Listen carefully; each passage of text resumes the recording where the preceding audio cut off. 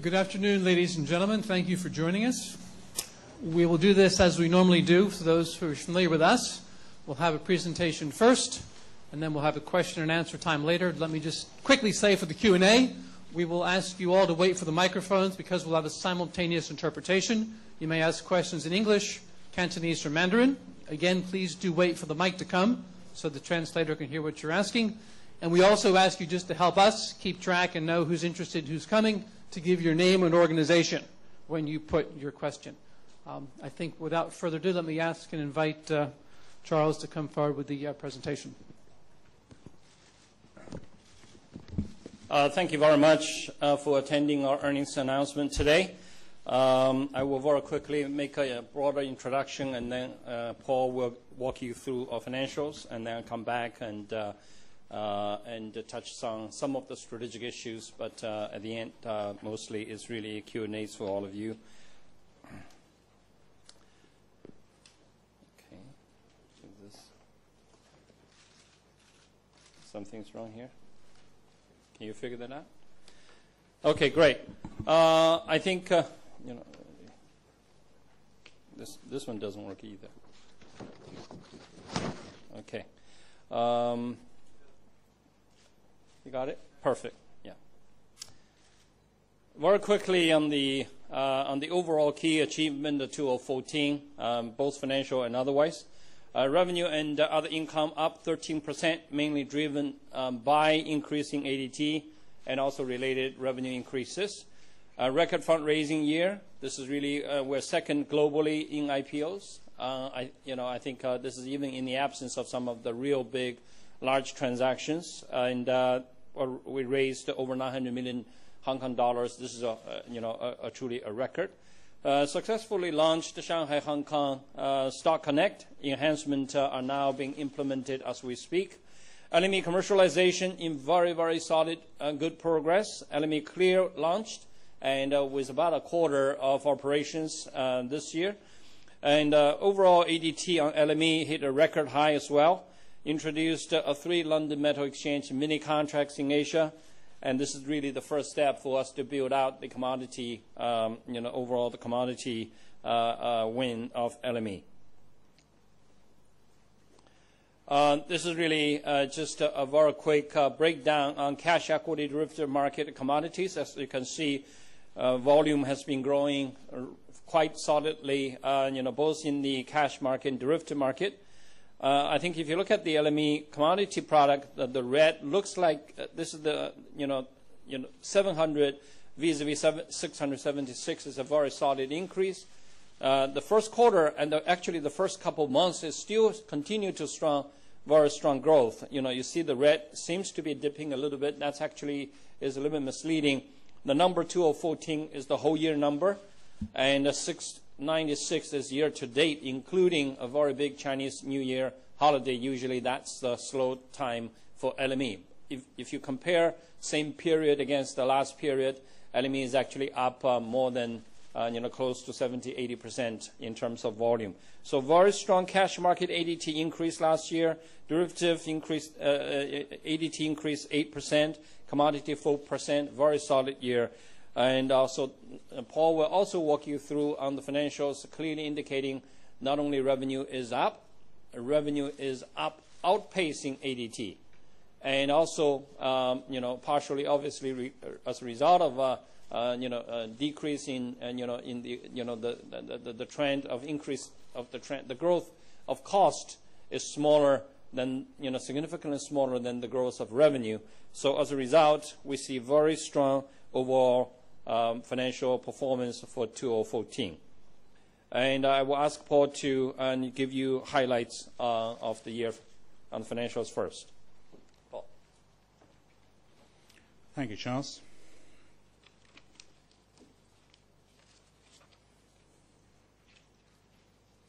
Well, the first thing is that I'm extremely pleased to stand here with such a great set of results. We nearly hit 10 billion, which would have been the first time. This is the highest income we've ever earned. Going back to 2007, we came close, but 9.8 billion, heading for 10 billion, and I'm sure we're going to beat that next year.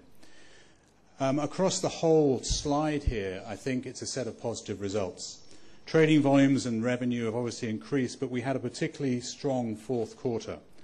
Following the more positive sentiment in the mainland, and also following the positive sentiment generated by the announcement of Stock Connect in November, we had a significant increase in ADT and activity generally. We had 11 trading days where we hit over 100 billion a day, which we haven't seen for quite some time.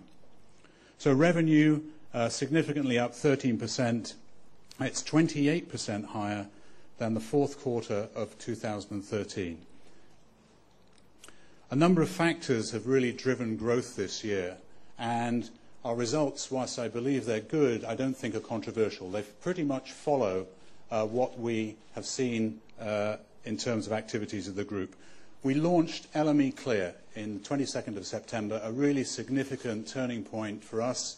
We've been building that system for a couple of years, and we've now had one quarter's revenue contribute to our earnings, and that's seen a clear jump. That added close to 200 million, 187 of clearing income, trading income. We also had a record capital raising year, an absolute record 943 billion. We were second in the IPO market, but the secondary capital raising took us to a new record, and that's flowed through into our listing related income and the income that's related to that, the IPO income and the brokerage income that's related to those new issues. That in total contributed around 100 million. We've also seen an improvement in the interest rate environment this year. We've seen an average increase in the margin fees we've earned, and overall, looking at the Hong Kong investment of those funds, we've made about 180 million more. In LME, there's been some investment income, but that tends to relate to gains on the holding of LCH, which is separately reported throughout our results. The increase in ADT was felt across the piece. It's felt in the trading income, in the clearing income, and it has a spin-off effect in other income like depository fees, especially in the fourth quarter. So our ADT was up by 11%, but overall our trading and clearing fees were up by a higher percentage. Depository fees gone up by around 100 million, and platform and infrastructure sales also by 100 million. And I think the importance of some of these numbers and the reason for giving you some of this breakdown is that the increase in our income this year, 45% of that increase came from non-trading activities, which I think is a particularly good result. As we look at costs, operating expenses, these are under control. They've gone up by 7%. The number is slightly flattered by the fact that we had a recovery of amounts due from Lehman of 77 million this year. But net, considering that we were still building out LME Clear, LME is still going through a retooling process and we're continuing to make investments, a 7% growth in operating costs in this year I think is a solid result. And as a consequence of revenue exceeding that, we see flowing across the page significant increases in EBITDA and profit attributable to shareholders. And I think it's also important to note this year that the value given back to shareholders comes not just through the earnings per share, but by the fact that our share price has also gone up by 33%.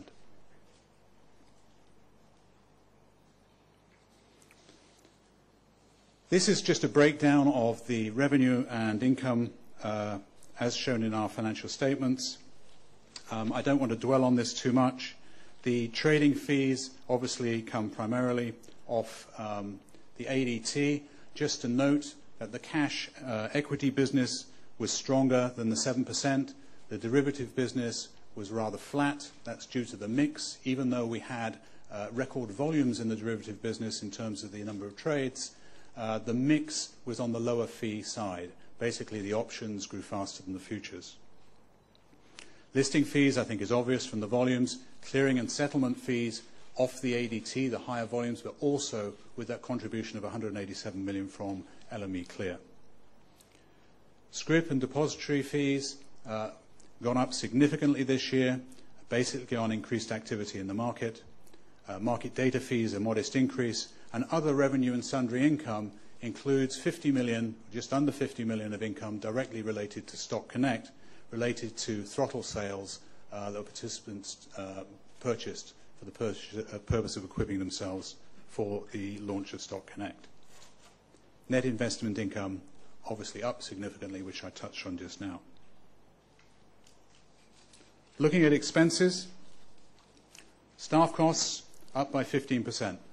On the face of it, quite significant, but when you consider that we have increased, or we've doubled the headcount of LME over 2 years, we launched LME Clear, came on stream during the year. We've had some increase in Hong Kong as a result of the initiatives we've been taking, not a surprising number. And in terms of our overall increase in costs, kept within the 7% total increase. We've seen a reduction in IT and computer maintenance expenses. That is helped by an initiative at LME to insource exchanging, which is their external IT supplier. We've taken internally around 85 headcount. That is partly the reason for the staff cost increase, but we've seen a corresponding reduction in our IT costs. Premises expenses have gone down slightly. We've renegotiated the rent on some of our property. Legal and professional fees, we've seen an increase largely because of litigation. We spent $43 million on litigation last year as opposed to $15 million the year before. You may have seen the announcement this morning about some of the results of that US litigation, so we are hoping that that won't go any higher. Other operating expenses, a small reduction. In depreciation, we've seen an increase of $140 million.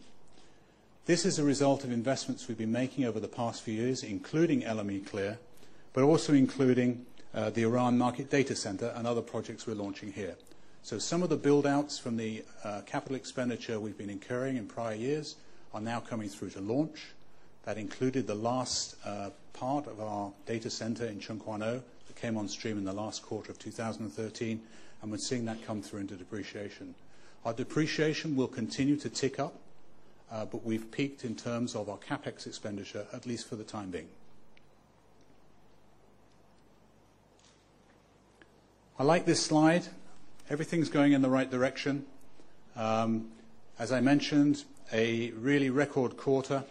It's not quite the highest quarter we've ever had, but definitely all lines going in the right direction. And as you look at this graph, if you look at the period between the first quarter of 2013 and the current quarter, the revenue has increased by 24%.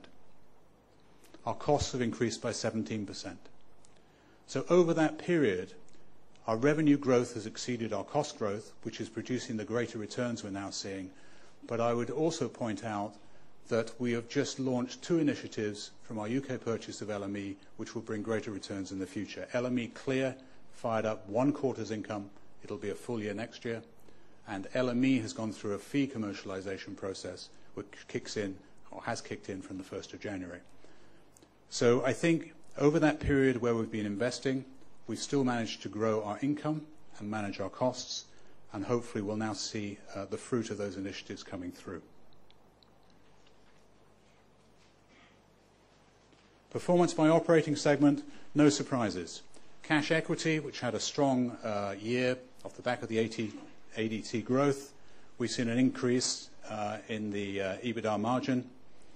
Equity and financial derivatives equally off ADT growth, a small increase in profitability.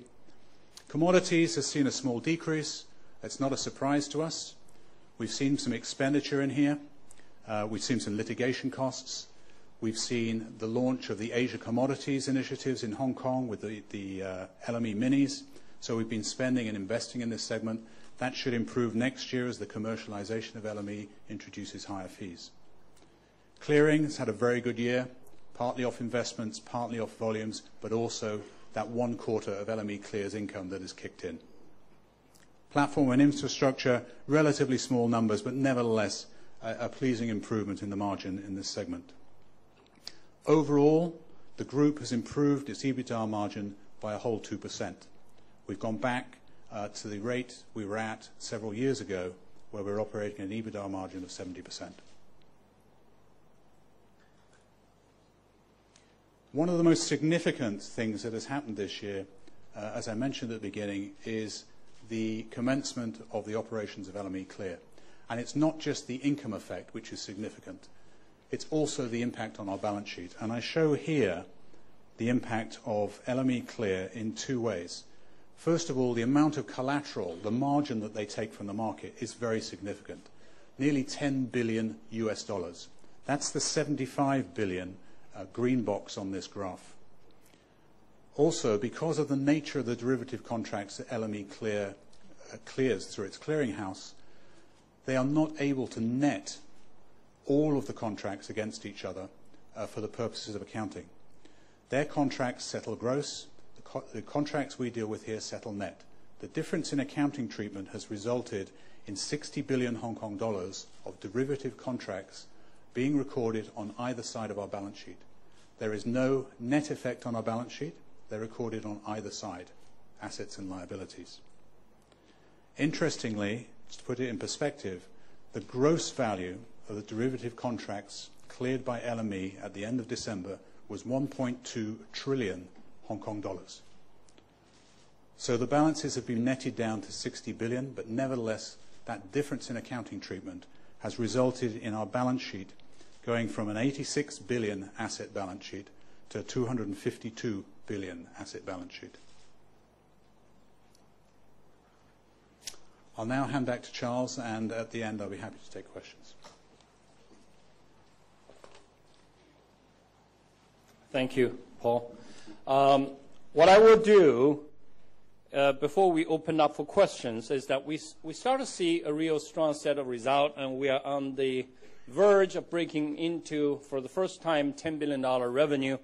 We're very excited about it. We're absolutely certain next year we will get there, and it's really a matter as to how much more than the 10 billion magic number on the revenue side. But I wanted to spend a few minutes, particularly with our analysts, because I did spend quite a bit of time with our media friends about a month ago about our strategy and outlook. I wanted to basically put our business, and particularly this set of revenues, in the perspective of the past and present and where we're going from here, and why we think where we should be looking at the changes in the dynamics and of our various part of our business. I think I wanted to talk about the overall full period of our history very quickly, and then put into the perspective as to why we're doing many of the things that we are doing today. I think if you think about the Hong Kong Stock Exchange and the Hong Kong market in general, it's really four big eras. The IPO era back started in the 1993 to about 20-some years. From a $3 trillion market, we become a $26 trillion market today. In this period, in that first period, we essentially are doing just one thing. We basically bring China equity into Hong Kong.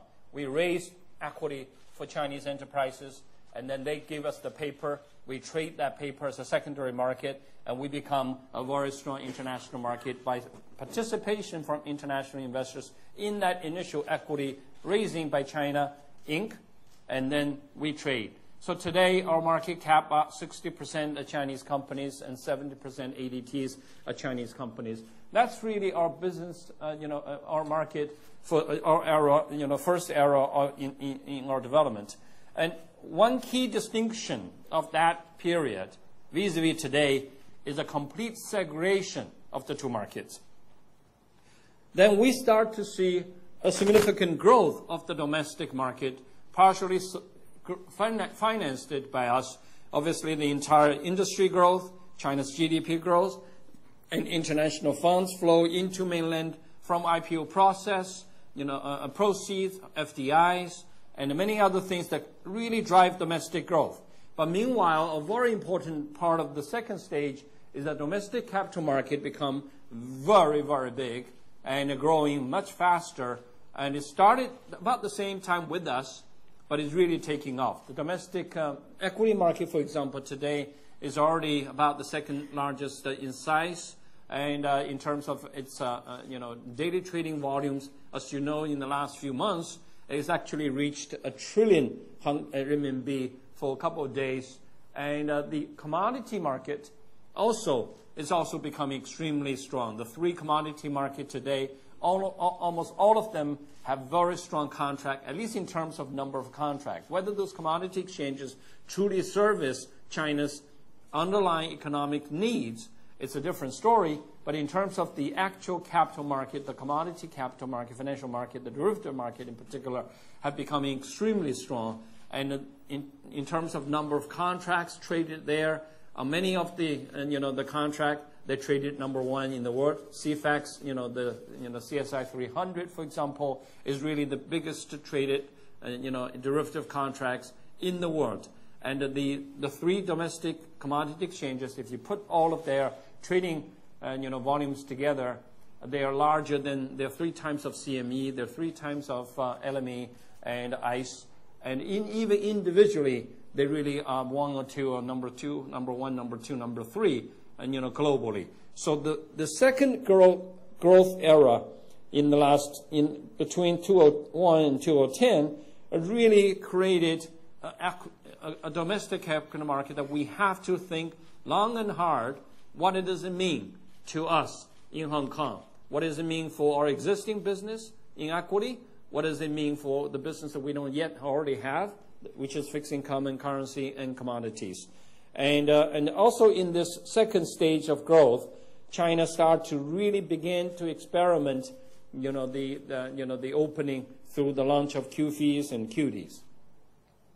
And now we really, in the last 5 years, we start to see a dramatic acceleration, not only of the growth of the market in China, but it's really the opening up of the domestic market. The internationalization of the renminbi, the development of the free trade zone in Shanghai and Shanghai, and now potentially in a number of other areas. And the international investors are really, created situations for international investors to come in and for their investors to go out. The QFIs are being, considered to be increased, and the QDs are considered to be increased. So the domestic investors are eagerly trying to begin to prepare to invest beyond China, and international investors are giving more and more access to go into China. But the most important and the fastest growth is really coming in the opening up of the renminbi. I think we will see in the coming weeks and months significant acceleration in announcing new changes in internationalization of renminbi. It will be becoming a lot easier to convert renminbi, to exchange renminbi. Today we have China Clear through the Connect program have to come to Hong Kong to exchange into renminbi offshore. We could see that change over not too far, into the future, that potentially they could change that onshore into renminbi.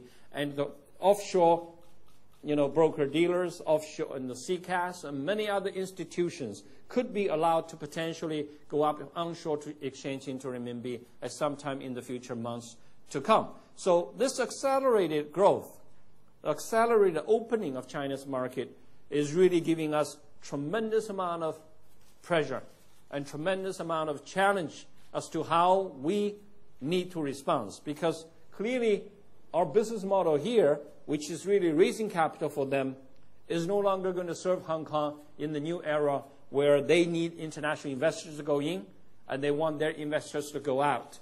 And Hong Kong, what exactly is the role that we are going to play is really fundamentally is the primary consideration driving all the initiatives that we have launched over the last few years. We started with market reforms. We changed the trading hours. We changed the risk management. We have built a data center. We really changed a lot of our market infrastructure. So we're beginning to consult the market on additional improvement and market reform packages. And then we started forming joint ventures with them. We launched renminbi readiness. We launched renminbi product. And then we work on index futures, and then started to work with them on the collaboration in the actual connect and the linkage. So we're really starting from late 2014 and 2015 beyond. We're really entering into the next stage of our development, which started with Hong Kong, Hong Kong Connect, but is going to really rapidly moving into a much broader area of collaboration and the connectivity, so that market mutual access is no longer just one product here, another access product there. It is really part of a growing overall ecosystem that we're going to be building to make sure that Hong Kong, once again, is in the central place of the opening of China. We're not trying to be the gateway of anything. We're trying to become part of that overall integration, the overall intersection of liquidities from both China and the rest of the world. In this early stage, where China only provide a product, which is equity, international provide the liquidity, which is the investors. In this era, we're going to see significant amount of product in China that is not just primary listing, but they are secondary listings that are interested by international investors who want to go in. And we're going to see, more importantly, many of the international product that are needed and are desired by domestic liquidity and domestic capital and investors. And those investors wanting to come out, international investors want to invest domestically, not only through Hong Kong, but more importantly, they are likely to want to go in. How do we completely reposition ourselves to make sure that we create that market, we benefit from that market, and we lock ourselves into that market, in the long term? So therefore, the opening up over time presents huge opportunities and huge challenges for Hong Kong as an international financial center. So this is really the vision that we are moving into for a mutual market era. Here, we're basically using the Connect model. It's not an accidental choice of one product. It's not just we got lucky, we negotiate something, we got it break. It is a very carefully designed program. It is a program that has huge implications to what we're going to be doing in the future. This program essentially is making a linkage between, a trading linkage between China and us. You all know how it works. Electronically, all the orders are routed through. But most importantly, the clearing link is that is a net settlement clearing, net settlement. All the international investors settle and clear here. Only the net is settled between Hong Kong Clear and China Clear. And the same is true. All the Chinese investors are trading and settling and clearing. So every single day, there are only one investor on either side across the border to settle the net. Otherwise, everything is settled there. Everything is settled over here. And the whole regime is regulated by the CSRC and the SFC together. So we have indeed created a mutual market, a common market, a market that we work together, where you have the two policemen regulating the market, and you have the two trading exchanges. This is with Shanghai first, managing the trading. And then you have the clearing houses managing the clearing, and it's all settlement. Investors on both sides sitting in their homes, calling their own brokers, calling their own exchange, going through their own settlement and clearing, and settle and regulate it by their own exchange. So the only thing they don't have for the Chinese investors under this model, the only thing they don't have is whatever is the product that is still missing here. Otherwise, they have the regulator helping them, they have the broker-dealer motivated to help them, and they have the exchanges helping them, they have China Clear helping them, and they have us helping them, and they just literally do not have to go to London, go to New York, go to Australia. All they need to go is to pick up the phone and call and trade international. But the only constraint they have is whatever is in here. So today, we have Shanghai Hong Kong Connect. It's really equities. So we have Shanghai Hong Kong Connect, and hopefully very soon we'll have Shenzhen Connect. And then the next thing we could do is that we could do equity derivatives. We could have our derivative future contract trade there, cash settled. We can have their contract coming here, trade cash settled. We could have a connect program on derivatives. It's all possible. We can also put commodities in there. We can have licensing regime. We can have connected regime. And we can have other connectivity or mutual access regime. We potentially could have international equity. International investors today, international equity today are not included in the Connect program. There's no reason why it shouldn't be. It shouldn't be connected sometime into the future. And if that connection happens, there's no reason to believe that international issuers meet one day. whether you're already listed or not, can come here to this market and tap into this tremendous liquidity up there. We could have fixed income, we could have currency, and we could have product all in the Hong Kong derivatives, or we can have product that is coming from different areas and different market and different time zones. Or we can just continue to enrich this market and put more things in here. Obviously, when China investors becoming more sophisticated, they can go directly on their own. International investors who really wanted to trade directly into China, they don't have to do it here. They can directly go in. But whenever it is, there will always be a large segment of the public, whether it's up there or whether it's outside China, who may not necessarily want to directly go. As long as we have a model here that creates this common market, that you are able to rely on your own regulatory market infrastructures to trade the other's product, then this common market will become very important. So here we will be working with all of them, Shanghai, Shenzhen, Dalian, Zhengzhou, China Clear, and Shanghai Future Exchange. We work with all of them. We're no longer competitors with them. We are partners with them. We're working together to bring international product here for domestic investors, and we bring them here. We work with them to bring China product in here for international investors to go here. So that is really our business model going forward. We're no longer a single trick pony that basically lists China equities. We will become a comprehensive solution provider for everything that international market needs for China and for Chinese market needs for the international market. And it is in this business model that we will be building out our equity derivative, commodity, and the fixed income and currency business. This is also in this model we're going to build our LME's future strategic directions. LME will be an important part of our capabilities of providing product for the Chinese investors. LME will also be an important enabler for us to bring international liquidities into the common market to the extent the international market are interested in the domestic product we're going to put into the this particular mutual market. So when we talk about today as an early stage, we're only here on half of this, and we are in the process of building everything else.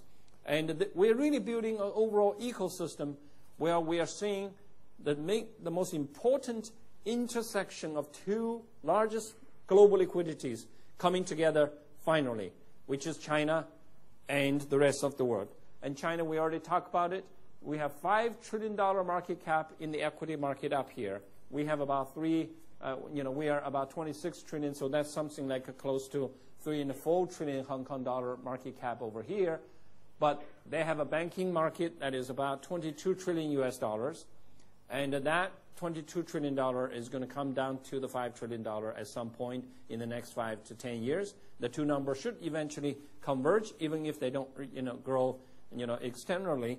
But so we think the domestic liquidity, the biggest challenge for China is to find product for that massive liquidity in the banks, to find investment opportunity to diversify away from China banks. And our task, our mission in life is to provide this market, provide the product so that that liquidity can finally move and migrate from China's banks to global deployment. And that's probably the last pool of capital in the world of that size that is yet to be globally deployed. So our business model is fundamentally changing today, and this is the beginning of that change. And our financial result today only start to show a glimpse of what is yet to come. Many of this are not going to immediately generate, immediate revenue. Fortunately, none of this is so expensive for us to build. And, whatever we have to spend over the next 3 to 5 years on our infrastructure, on our, investment, are things that we have to do as an exchange, rather than that we have to do in order to get all of this. In order to get all of this, need a lot of people, need a lot of hours, need a lot of OPEX, but do not need a lot of CAPEX. But we will continue to invest in CAPEX so that our broader capabilities are such that we are able to deliver this. So we will, over the next 12 to 18 months, you will be hearing a lot of what we're going to be doing here. And not all the things we're going to be doing in isolation will be able to move the needle too much. And you will be hearing from me all the time. And I really meant it. It's beginning. It's early stage. It's yet to come. And we do believe that once you start to build and make this into a critical mass, the overall impact, the synergetic impact, it will come over time, and we will be a fundamentally different exchange. And with that particular model, we will then, be moving beyond that, and then potentially really create a global platform to make sure that we are truly connecting the global opportunities and the China opportunities, the two that are yet segregated but rapidly moving together. We want to make sure Hong Kong and Hong Kong Exchange is right in the middle, in the bullseye of that particular intersection, and that is our mission, and that is our vision, and we are set out to succeed and to make it happen. And with that, I will open this up for questions. This is for the first time for the last 2 years, I have asked David Grant to sit downstairs because this is a commercial result announcement, and he's the regulator. But I'm sure there are a lot of questions that you will be asking on our regulatory side of the exchange, on the listing divisions and other policy issues, and David will come up to answer those questions when those questions do appear. So with that, without further ado, let me move on to the Q&A. Thank you very much. Thank you, Charles, and thank you, Paul. We normally start with the analyst, and I think I saw Mr. Poon's hand up. Maybe we can start this side. York Poon. Thank you very much, Paul and Charles. I think this is actually the first time for us to get together since the official launch of Stock Connect. So congratulations again. I do have 3 questions. York Poon from HSBC. The first 2 are financial related. The last one is strategy. The Stock Connect has bring in 68 million Hong Kong dollar revenue in 2014. Can you give us more colors? How much of it comes from clearing and trading? How much of it might be come from the, say, one-off photo sales? And then LME. I think unlike in last year, this year you haven't provided a specific discussion on LME's performance. But I think we are quite interested to know what's the profit growth of LME in 2014.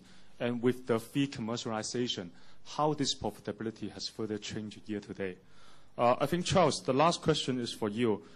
In the past, you mentioned that China is on the way to become a net capital exporter, and Hong Kong is on the way to benefit. I think in the recent financial budget, our financial secretary also asked Hong Kong to capture the opportunity from this, and especially the One Belt, One Road policy. So as a leading financial organization in Hong Kong, how do you position for this? Thank you very much. Paul, why don't you answer the first 2 questions? But before Paul does, I think it's important to look at the Shanghai Hong Kong Connect revenue carefully. Because this is really, as I said, it's an ecosystem.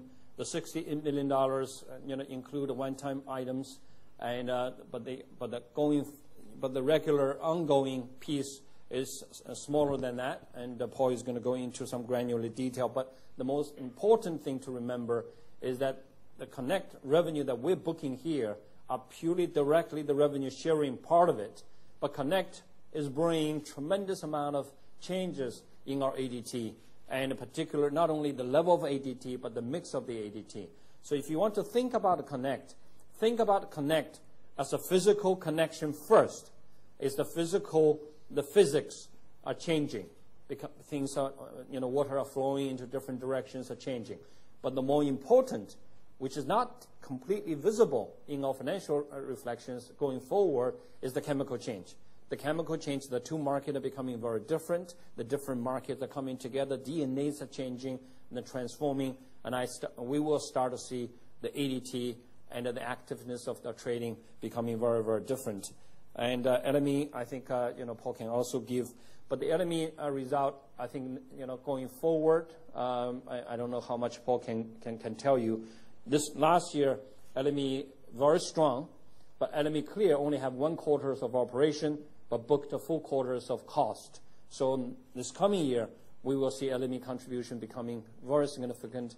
Our overall anticipation is that LME will become 20% of our business, more than 20% of our business, could easily be more than 20% of our business, our revenue. And I think the margin is going to be approaching to 60 or upper, mid-60s sort of a margin range. Paul, and I answer the last question later. Thank you, Charles and York. To touch on Stock Connect, it's very early days to be talking about specific direct income coming off Stock Connect. And as Charles said, a lot of the financial impact now is from the, if you like, the halo effect that's been created. If you look at the fourth quarter ADT at over 80 billion, which was a significant jump from the previous quarter, you have to question, I think, and we certainly believe that part of that is due to the Stock Connect effect, if you like. In terms of the actual numbers, we've disclosed the Stock Connect direct income as 68 million. 48 of that was one-off. It's due to the purchase of equipment, throttles, which participants have purchased to enter the market. At the moment, you'll all know the volumes, 4 to 5 billion of northbound, 1 billion southbound. The southbound is included in our general ADT numbers, but the northbound, being A-share purchases, isn't. So that's pure incremental. Obviously, we like to see these numbers grow. But I think it really is early days to try and forecast forward, and not that I could anyway, but to forecast forward at this stage, I think is premature. But that's the actual breakdown to date. To talk about LME, again, without giving specific numbers, we've previously given guidance based on the income that LCH have disclosed, and essentially we've taken over that income based on the same clearing fee, which indicates fees somewhere in the region of $90 million for LME Clear. And we've also previously said we would expect the margin on that to be in the mid-60s. Possibly a touch higher. So a good, healthy margin approaching what we earn at a group level. On the LME side, we've publicly said that the average trading fee has gone up by 31%. The average transaction fee has gone up by 31%. That includes the clearing fee. So the trading fee has gone up, obviously, by proportionately more. As to the volume or the income next year, I think the best guidance I can give you is that we would expect the LME group to account for a little north of 20% of our group results next year. So it's a significant jump from where it is at the moment. And hopefully that will give you a flavor of the significant increase we would hope to see coming through from LME and LME Clear next year. On your third question is really what we're going to have to, what do we need to do, Hong Kong needs to do in order to really be more competitive and be relevant. I think we are faced with huge challenges because the last 20 years, we actually didn't have to do too much because we represent capital. We have the capital. China need the capital. They need to fit themselves into our rules, into our practices, need to accommodate our practices in order to make it happen.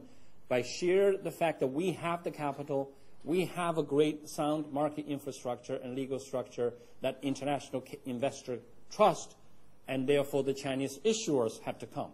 But they are limited in numbers because today we have about 1,600 companies listed, maybe just over 1,000 companies. You only need to deal with 1,000 companies for them to make a decision to list.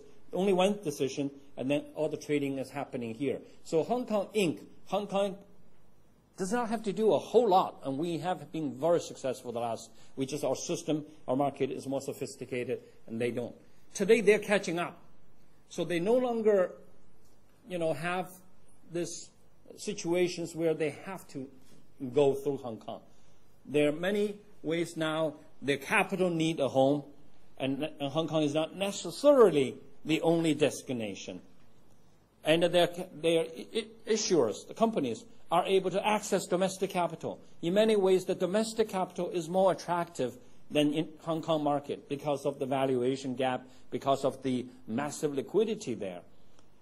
So therefore, today, in order for us to do what we're talking about here, we need to really change fast. We need to make sure that the differences we have with their market is continued to be maintained. We used to be, let's say, 50% better. That's why people come, or international investors like us. Today, that may already been shrunk to 20, 30%. We need to continue to move ahead. But more importantly, we really are dealing with investors now. We start to deal with Chinese and international investors on large scales. The Shanghai-Hong Kong Connect clearly indicated the tremendous amount of consultation we have to have the market, because the market needs to tell us whether the Shanghai-Hong Kong Connect works, whether people actually want to trade. What are the things you have to do in order for them to feel comfortable to trade? You actually have to do a lot of work rather than just sit and then the market will be here. We have to sell. We have to make the channel works. We have to continue to eliminate the differences. On the other hand, we have to also figure out what the domestic market's constraints are, what their desires are, what is their aspiration, how the domestic investors want to trade.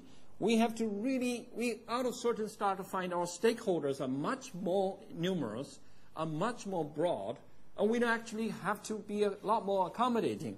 So in order for us to do all of this, we need to understand them better.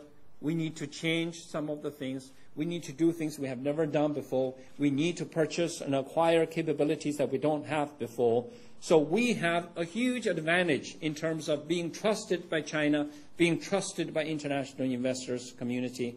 But we have to have all the tools, and we have to have all the solutions in order to deliver what is needed. So it's going to be difficult, and it's not going to be easy. But the Connect is launched, and we lock ourselves into a good pattern of work, and we just have to keep on delivering in time. We have to make sure that for those players who represent China's investors, and for many of the investors, that we continue to be the best, easiest market for them to access, because today they have choices. And I would be surprised if domestic exchanges over the coming weeks and months start to announce international alliances, international connectivity programs. They are doing it now, I know for a fact, and they will be announcing them. And we just need to make sure that we are constantly ahead of the pack. We are constantly delivering a solution that better fit, and we are delivering a solution that nobody else can deliver, and that's how we are able to succeed. Yeah. Any questions on the, maybe Eric in the front row?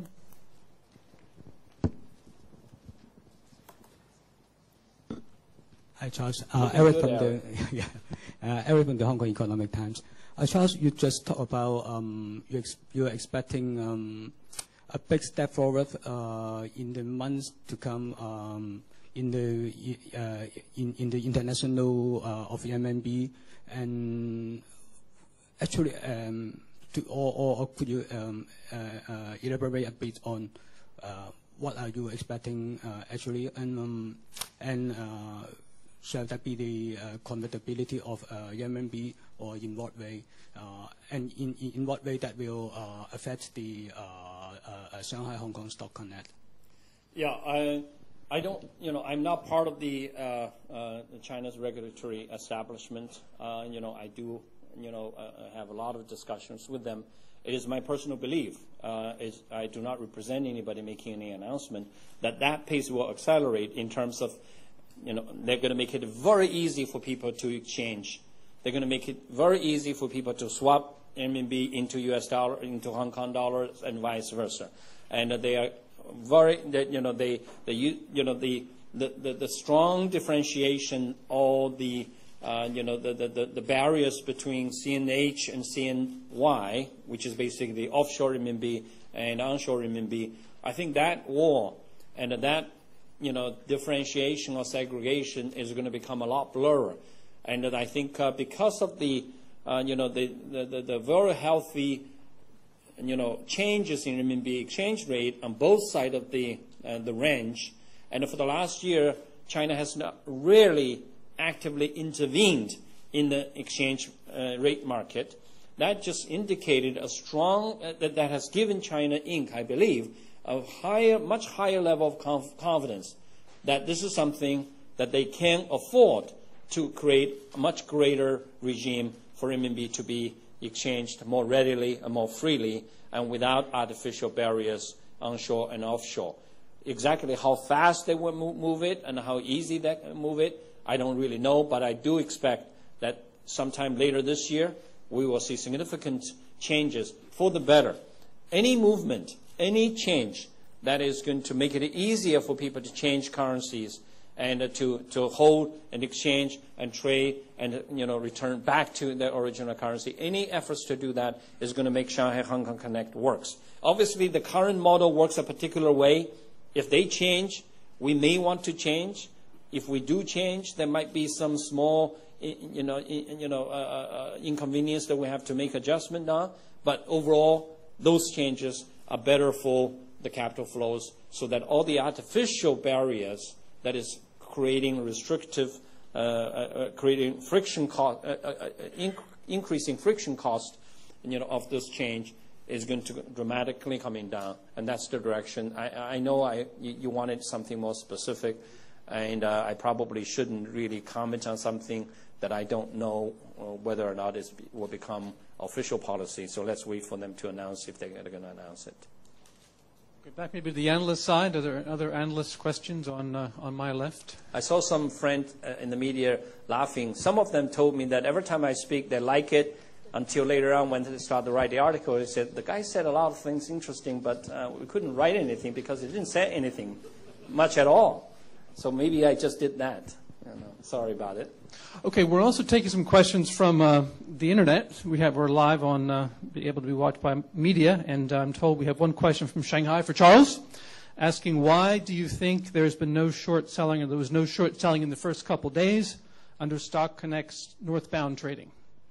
I actually don't know, but I'm sure that the fact that it's not easy to borrow has something to do with it. And so this is one of the again, this is one of the little access road. When we build the bridge, which is the connect, there are many access roads we're going to build to make overall the traffic moving easier. Short selling is one more access road that will help, and we build it. It's open for traffic now, and we haven't seen any cars yet. And I'm not worried about it. It's very important to get that open. So people need to understand why this is the case. In China, there's a very significant regulatory structure in place on short selling. The domestic market infrastructure is so transparent and so easy to enforce the rules that they are able to put many of the regulatory requirements of short selling into the software, into the see-through systems in China. So therefore, they are able to say 25% control, and they can control it. Obviously, when short selling is permitted in Hong Kong, the initial discussion with Shanghai is that why don't you replicate a domestic type of see-through system in Hong Kong? Then you can do as much short selling as the domestic investors. We obviously didn't want to do that because our system works very differently. So as part of the compromise, we agreed, you don't make us change, but you can control the pipe first. And then, but towards the end, we did make some changes, particularly about who is eligible to lend. Right now, we included only the brokers and broker affiliates, and many of the custodial banks and others are not yet part of the program. I think that's one of the reasons in the international market, the people who have the shares, if they're not able to lend, and then, obviously there are not a lot of shares to borrow from. So I think, and then, but we're not concerned. The first thing the most important is that it launched. The traffic, the road is open. And then we will begin to think about and how to work with the traffic. And we will also show Shanghai and Shenzhen, the domestic regulators, how our market works. If they don't see any short selling, they will say, oh, nothing to worry about it. Maybe we can allow you to make this change. Maybe we can allow the pipe to go up a little bit. So this is not necessarily a bad thing. And I think if the short selling we started the first day, a massive amount of short selling, that obviously will make it difficult. Again, I didn't see much. Okay, I think it's a question here in the center. The lady in white with the gray jacket. 小张你好。 An analyst already asked about Shanghai Connect and its contribution to your profitability. Can you give your answer again in Chinese? The second question is, today Premier Li said that he was going to be committed to expediting the Shenzhen-Hong Kong Connect. And last time when Premier Li talked about Shanghai-Hong Kong Connect, very soon afterwards it was launched. And what do you think is the right time for Shenzhen-Hong Kong Connect? And today, a risk committee is being set up by the Hong Kong Exchange. I'd like to know what exactly is it for. And also, if there is time, because your contract is going to be up in October. I think each of you is allowed only 3 questions at a time. Now, after the Shanghai-Hong Kong Connect has been launched, and the direct and one-off contribution to our profitability, of course, is considerable. And this is because the players will have to participate in the market immediately, and after they have completed the trading, they have to pay a fee, and so on and so forth. And my colleague just now has already mentioned this. And the other part of the income is indirect. The profit sharing between Shanghai Exchange and Hong Kong Exchange. And as long as the volume keeps building, then the profit will keep building.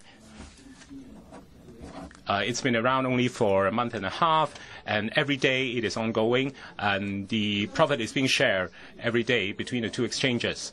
And thirdly, now because of the Shanghai-Hong Kong Connect, because of the launch of this mechanism, the exchange in Shanghai as well as exchange in Hong Kong have both benefited in terms of the increase in volume, and that really is the largest part of contribution to our profitability, but it's difficult to quantify this particular segment. And then the most important contribution is comical contribution. Now, because of Shanghai-Hong Kong Connect, the 2 volumes of trading actually are now merged and linked together. And one exchange actually is very corporatized, and the other exchange is very individualized. And so each has its own chemistry. But because of the Connect, now both exchanges are benefiting in the sense that they have become more disciplined, and they have benefited from getting linked up with each other. And so in terms of circulation and in terms of volume and the building up of trading, there has been chemical benefits to both exchanges. And then Shenzhen-Hong Kong Connect, of course, it's only a matter of time. It's no longer of any news value. And Premier Li was being asked about the timing for Shenzhen-Hong Kong Connect, and he said that it will be launched sometime. And so that's exactly what he means. I think for the IT system to become ready, I think it's going to take a few more months. And Chairman Xiaogang has already mentioned that it's likely that the announcement will be made in the first half of this year. And so I think this is already in the public domain. It really does not need me to announce. As for Risk Management Committee, under the SFO,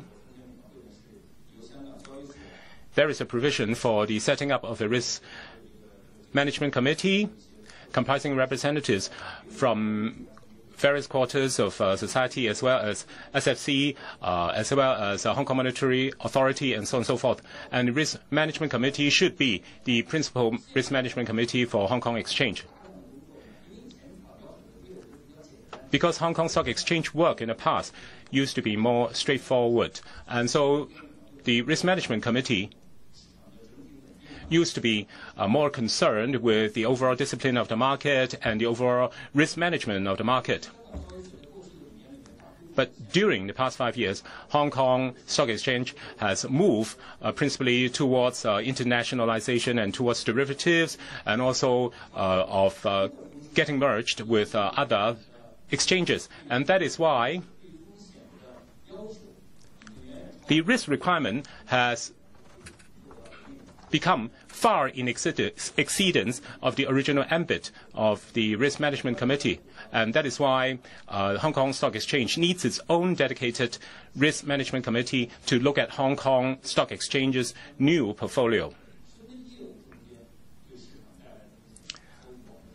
And also, what kind of impact it will have on the overall financial market of Hong Kong, and also how such risk can be best managed.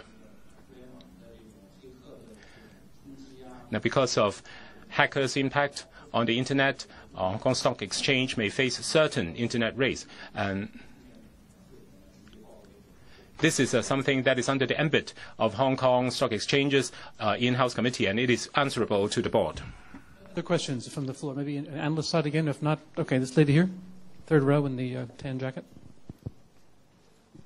Hi, I'm Pei Fong from Maybank Kim Eng. You mentioned earlier that you know for a fact that it's speaking to other exchanges for connection and interlink outside of Hong Kong. Who is your biggest competitor? Will they be looking for something out in Europe, a different time zone, or are we looking at Asian competitors, specifically Singapore? Because there's already news about it. So do you worry about that? The second question I have is, in that box, the blue box, so we know the equity side. What is the next box you think that you will focus on? Because Shenzhen Connect is a matter of time. Is it commodities, fixed income, currency, Yeah. and timing? Maybe any indication? I think Yeah. that will be it. Thanks. Okay. I think I'm not worried about they want to talk to everybody else. In fact, I feel very encouraged they do, because the fact they're able to talk to other exchanges is a clear milestone. If they actually announce anything, it's a milestone of the mindset change in that market opening. So, if they are able to actually open up something with somebody else, it will be tremendous. Just think about it. We're really, I think in the old days, in the last 20 years, this IPO regime that we have, they all come here. Hong Kong is becoming very comfortable and is almost feeling very entitled to some sort of exclusive deal with China, that you have to go through us, and we are here, and you shouldn't really be dealing with anybody else, otherwise you're becoming a competitor. I actually do not think of in those terms at all, because we're really talking about, let's say China does not grow. We're talking about $22 trillion US dollar have to move in somewhere over the next 5 to 10 years. Their equity market is going to double or even triple over the next 10 years. The opportunity is so much so that we want everybody to provide market, product, and opportunities for them. We want those exchanges to really go around the world to see whether they can get more activities. Because the more activities they create, the more dynamic China becomes. The more comfortable the Chinese leadership becomes in terms of allowing opening. Because if we continue to deliver all of the things we're doing here, we are always going to be taking a huge chunk, if not the largest chunk, of this business. And the more they do on the fringe, the better for the core. So I actually do not consider that to be a competitor. So they could be talking to some European exchanges. They could be talking to Singapore or Tokyo. They could even be talking to some US exchanges. I would be very surprised if in the next 12 months we do not see 2 or 3 major announcements, and so much so, and so much the better. And and also every time they talk to somebody else, they're going to come back and feel what a wonderful partner Hong Kong Stock Exchange is. Second question is, I apologize, I'm getting Connect. The next Connect. In terms of timing, well, timing is this is timing, but we're here. We're halfway here, so this year we're going to complete this. We probably this too probably will happen. Sometime we will have something that we can tell you in greater and more granular details. Hopefully, sometime second half of this year. And this is probably again wild speculation that we will begin to think about it and talk about it sometime. Let's say this time next year. And fixed income and the currency, we already have currency, but this too are very. We could be. We already have a lot of discussion. We're going to have a FICC conference in June, but I think this too, over a longer period of time, are very big. But that takes some initial efforts trying to connect it. It's not about regulatory policy, or it's talking about find the right way of doing it. Because this is all about debt market, and it's about the rates market. And in this market, we need to find our role between China, international, between the banks and the brokers, between the issuers and the investors. And we need to find a way where we can make our money and we can make it big successful. At the same time, we are very important to all the key players. OTC Clear could become a very part of this, but this is probably, so you have to really, guess this is today. This is like, if we're in the morning, we finished up, this will be in the afternoon or tomorrow morning, and this is going to be the day after tomorrow. Figuratively. Again, I didn't say much. Okay, other questions on the floor? We're getting down to the last few. So if you have a question, please to raise your hand. Maybe Peter in the center here. And then we'll go after Peter. I see Ashley in the back. So Peter and then Ashley. I tried to keep the answer short so that we have more questions. Sorry. I'll ask a short question as well. Just on the, I'm wondering about the investment involved in basically what you're talking about here, and particularly kind of what sort of orders of magnitude you're talking about. And also I'm just curious about how that might be financed, because when I look at your balance sheet, you basically got no debt at all, and but you're also paying out 90% of your earnings as dividends. So how do you think about the investment, the balance sheet, and the dividend? Yeah, I think all these business activities do not require a massive amount of money. Let's say the Shenzhen, Shanghai, we're really talking about 100-200 million Hong Kong dollar type of OPEX. But this is all a lot of people, a lot of overtime, and IT infrastructure people. But we really, I think it's very similarly. We're not really talking about a significant amount of massive capex. We're not building anything. But because of we're doing all of these things as a new business, and we cannot really continue to rely on our existing infrastructure, existing people, existing resources to keep on taxing the current core business infrastructure. So over time, we have to build. Maybe have to build a secondary data center at some point. We have to build, on the next trading platform, which is going to cost, let's say, $300-400 million Hong Kong. And we may have to do something on our clearing infrastructure in the next 3 years. So we could see another wave of capex at some point, but those are the money that we have to spend in order to keep, but those are not the things that essentially you have to do, otherwise you won't be able to achieve your strategic investment. So we can time it reasonably easily. We have done a 3, 4 year, 5 year forecast, and Paul has done that, and I don't really think, I think we're in good shape. But whether or not optimally, at some point we're going to review our dividend, scrip dividend policy, whether or not we're going to at some point review our dividend policy. This is all items on our future agenda that we will discuss. We're not ruling them off, but we're not making any decisions. We're not giving the market any indication or guidance on that particular direction. Yeah. You've said Ashley again in the back. I think it's in the back row. Maybe Vivian's closest. Yeah, thanks. Okay, 2 quick questions on risk. I'm Ashley from the International Financial Law Review.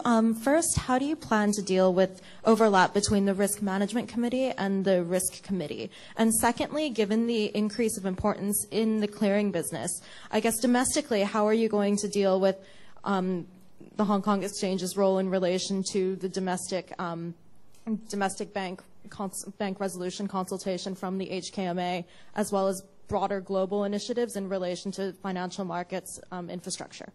Okay, I will answer the first question between Paul and you want to talk about this consultation issues. I think the risk committee, the policy, the statutory risk committee is more talking about Hong Kong market risk, macro, and also how Hong Kong Exchange, in the context of that, is going to react, is managing its policies, managing its procedures.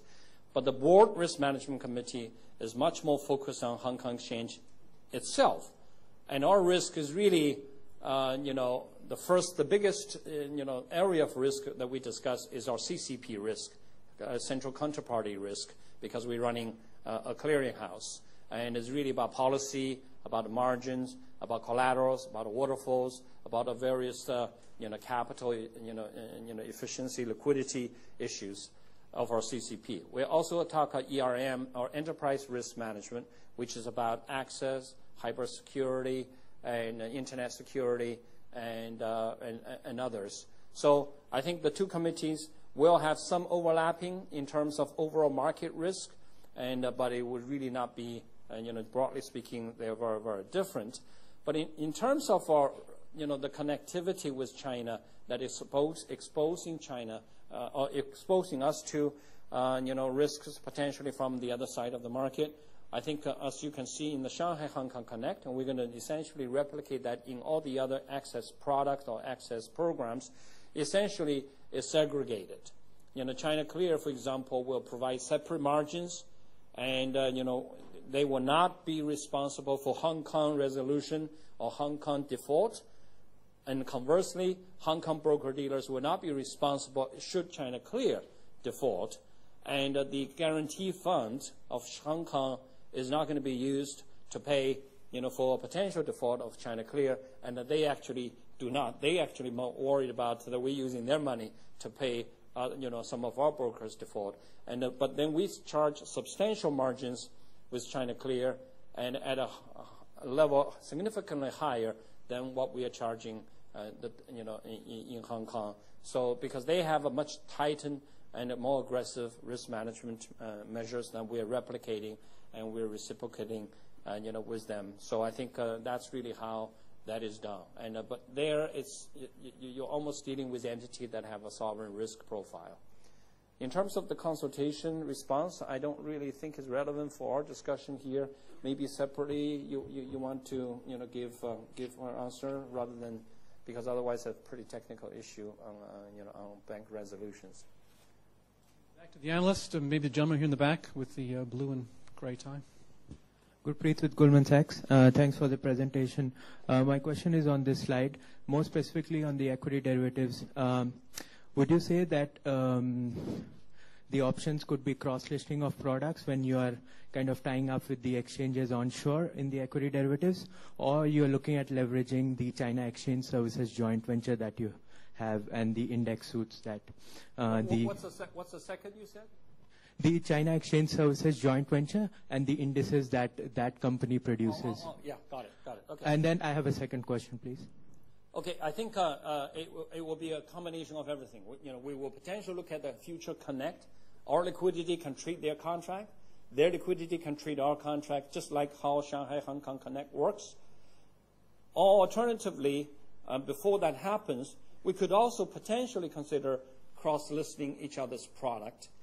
And also, we could also talk about whether or not the joint venture index is something that, the indexes that is developed by the joint venture, we can launch futures product on top of that as well. Obviously, we wanted to find an area where we can achieve fast, quick, and large-scale success first, rather than develop this thing from the scratch and trying to grow it organically. We are looking for potentially, big wins if we are able to secure that. Understood. Thanks for that. Very quickly, would you put single stock derivatives also under this? Because you said timeline could be this year, or only index derivatives, given that onshore doesn't have single stock options as of now? I think once at a time. Ultimately, these things should be included, but the initial, we're going to do everything. It's like Shanghai-Hong Kong Connect. We started with 290-some stocks. I think by the time Shenzhen is announced and is launched, we potentially could increase that. We could potentially increase the capacity, increase the quota, number of things we can do. In the equity derivatives and in commodities, we are all likely going to start something meaningful and giving people a clear idea as to where it's going to go, and then, but limited in some ways so that people get comfortable, and then very quickly, subsequent to it, add on to more capacity, more product, and more range of capabilities. Right, first I think I see Luke on the far side with ET.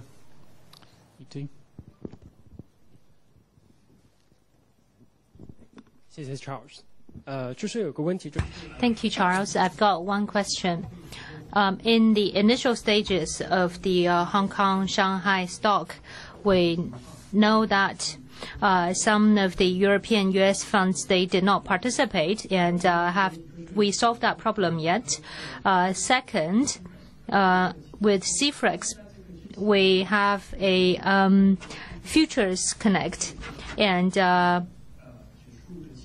I would like to ask, would we have some new index products so that MSCI could consider it? And some journalists have asked the question about the renewal of your contract, and you have said that you've already said to what you need to say with the chairman of the board. And could you please tell us how much you love about this job, and would you like to stay in this job for long? Well, for this European US fund, and there were mainly two issues. First is pre-checking, and this problem we have already solved it. This is no longer a major issue. And secondly, the compliance departments, they need to resolve the issue of the nominee, and basically this is the internal compliance departments of the funds. They still have a lot of questions around it. So we've been doing a lot of explanation, and the CSRC are also doing a lot of work to explain their rules. And our general counsel, Christine Wang, and our legal team and a team from CSRC, they are doing the roadshow in Europe and the US, and they are communicating actively with them. So with more understanding and with the time passing by, I believe that all these issues could be resolved. So a year later, in a year's time, if the law of the China security laws can be revised, and if we could put all the items in there, actually, a lot of these things are allowed, but then we still need to put them down in the legal documents. So I don't think these are real problems. In terms of futures and index, are we going to do it with CFEX, or are we going to start doing part of it ourselves to start with? And we will be making announcement very soon, and we would like to give very clear announcements to everyone, in terms of our strategies and steps. Perhaps, we're going to tell you whether we're going to start the connecting all at once, or we're only going to be doing partly of that. And I believe that this will be answered very clearly in the next few months. In terms of my contract, it is either yes or no. Once it's either way, we need to announce it very quickly. I don't know whether it's yes or no at the moment. So we're still in this gray area, and I can't say anything to you, and there's no meaning for me to say. For me, I love challenges, and I love challenging jobs. I love changes. I love interesting stuff. I love jobs where intelligent people work together. This is my requirements for my career, and this has always been a consideration when I look at jobs and look at opportunities. And for this position, it meets all my requirements. And for future opportunities, I believe that it must be intellectually challenging. For people, and anytime those few things are coming together, that will be the future I will be pursuing in my future career. Assuming, whatever I want to pursue, the other side want to pursue together with me. With that, I was told that we take one more. Okay, I see a yeah. lady here, second row, right here behind. Yeah. 第一财经记者 Rebecca。 I've got two questions. First, concerning the preparation for Shanghai Hong Kong Connect. and compare it with preparation for Shenzhen Hong Kong Connect. What's the difference between the two processes? And also, you are now laying the groundwork for the Shenzhen Connect. What are the difficulties you are facing, and what's the biggest difficulty? I think the biggest difference between the two processes was back then you didn't really know whether it would be workable at all, because there were so many things working against it, and there were so many uncertainties. And so when you were preparing for Shanghai Hong Kong Connect, you really didn't know whether it would work at all. But now you already have the experience, so you know that your approach is correct. And also the problems that you serve will give you confidence, and that it is strategically good for both the country as well as for Hong Kong. And so this is the right direction and right approach. But of course, this is a very, very big decision and big move by the central government, and Shanghai Hong Kong Connect, and there were many uncertainties, and there were many things that needed to be explained, needed to be subject to wait and see. But now, after Shanghai Hong Kong Connect is off the ground, we all know that it has won everybody's support, and it is workable. Now, for Shenzhen Hong Kong Connect, actually, when we are preparing for it, we are actually thinking beyond Shenzhen Hong Kong Connect. Everybody involved in it actually is now shouldering more responsibility, and it's benefiting from more opportunities. And also the horizon is now much wider. And of course, there are a fresh set of uncertainties. And so Shenzhen Hong Kong Connect cannot be taken as simply a replica of Shanghai Hong Kong Connect, because that would be pointless. I think the entire team, in terms of concept, in terms of philosophy, in terms of outlook, actually has taken a great leap forward from Shanghai Hong Kong Connect when we are preparing for Shenzhen Hong Kong Connect.